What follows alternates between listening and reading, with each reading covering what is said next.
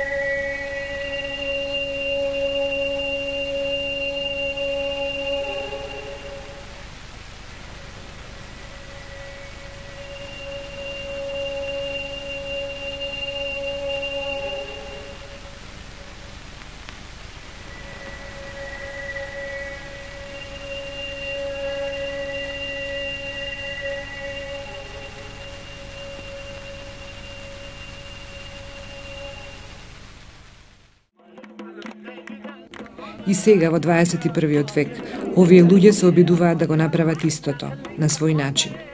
Не знам дали и камењава вибрираа исто колку нашите срца, но масовниот изблик на убави енергии сигурно вибрира и моќно и силно. Може би затоа и се случува овој фестивал. А може би затоа сите овие луѓе стануваат една колективна енергија.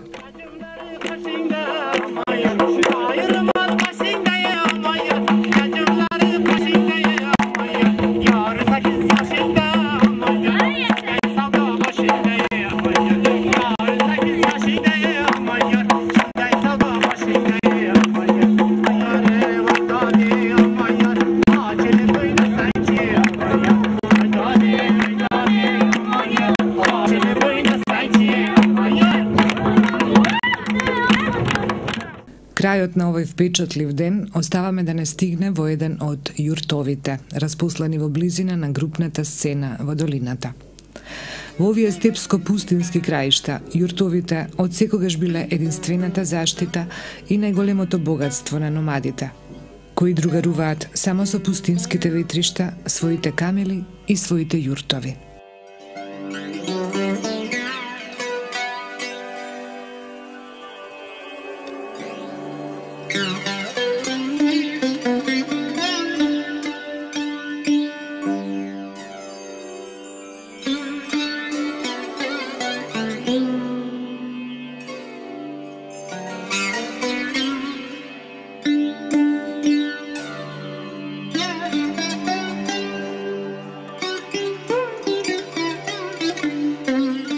Големиот шатор, така наречен јурт, ќе се расшири во некоја оаза.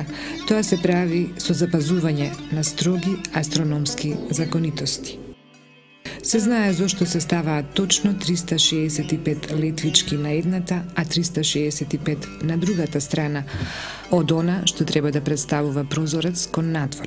Позиционирањето на јуртот се постигнува со следење на соцвездијата, а секогаш е доволно голем да ги собера сите добронамирници, и домаќините и нивните гости, но и случајни патувачи, дојдени од далеку, како нас.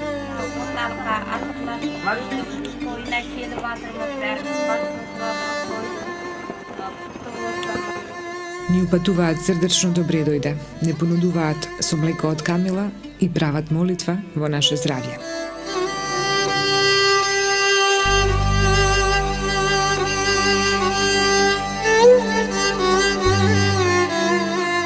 Овде во јуртот на едно детенце му ги подаруваме приказните од доктор Жан Митрев, напишани за Филип и неговиот син Александар Македонски. Преведени на руски, па детенцето знае да ни ги прочита автентично. Ова е воедно и поздрав на Македониум од ова место до Филип II. Число 8 – это символ вечности у весьмерки и восьмерки два края.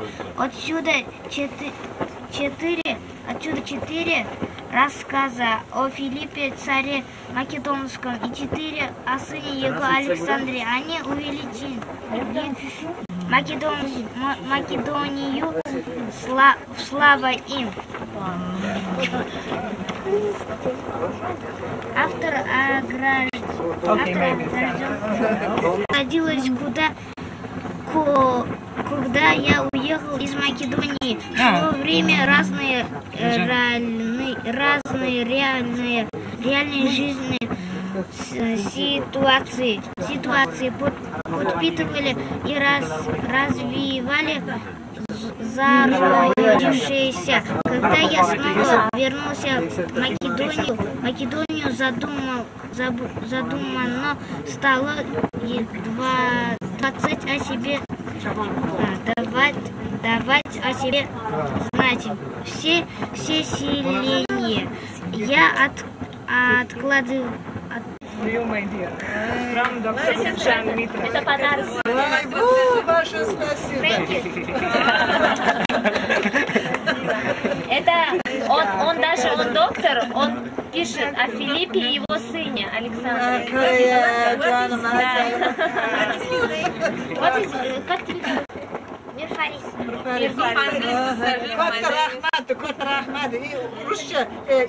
English क्या pronunciation? My name is Mirfaris. My name is Marina. Тргнати сме кон селото Искендер Зулкарнај, или во превод селото на Александар Македонски, а Сармиш беше нашата прва станица.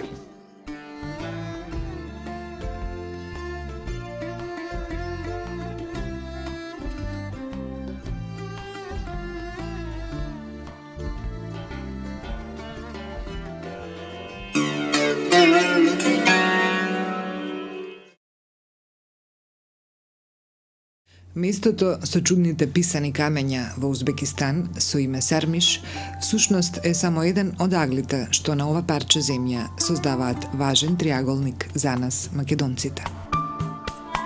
Вториот агол или вториот врв во нашиот триаголник се вика Самарканд. Некогаш се викал Мараканда, град што со своето постоење ги руши критериумите за земско време, а според истите дефиниции е најстариот град на светот. Самарканд, половина на светов, е една од фалбите за овој град. Камењето и галенитот и билјето и шафранот, но најмногу неговиот воздух, толку чист и здрав, што неговите амбари не знаат за житни црви и никакво тело тука не згниува.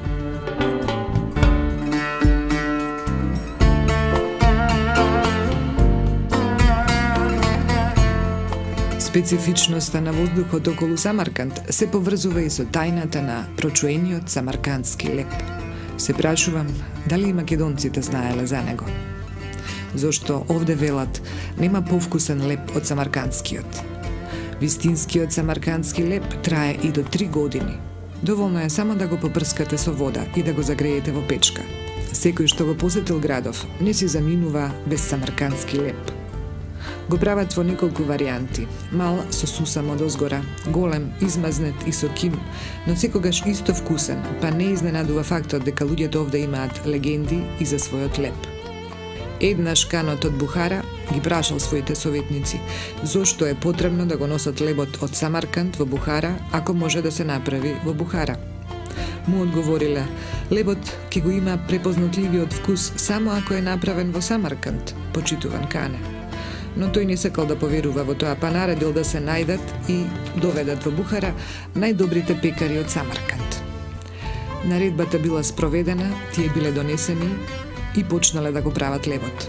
Но тој излегол поинаков од самаркандскиот. Потоа донесле од Самарканд и жито, и брашно, и вода, но лебот пак бил различен. Тогаш пекарите рекле: сигурно тајната е во воздухот, почитуван Кане, но невозможно е да го пренесеме воздухот овде. Така им дозволиле да се вратат дома, па продолжиле како и порано, лебот да си го носат од Самарканд. Традицијата е сочувана до денешни дни. Никој не си заминува од Самарканд без прочуениот самаркандски леп. Додека сме кај лебот, да го спомнеме и пилавот, зашто во Узбекистан, кога ќе слушнат дека сте од Македонија, гордо ќе ве кажат дека нивното национално јадење, наречено пилав, е всушност донесено од војската на Александар Македонски, поточно од неговиот кувар. До ден денес останал национално јадење на Узбекистан. Така стои во учебниците на овдешните ученици.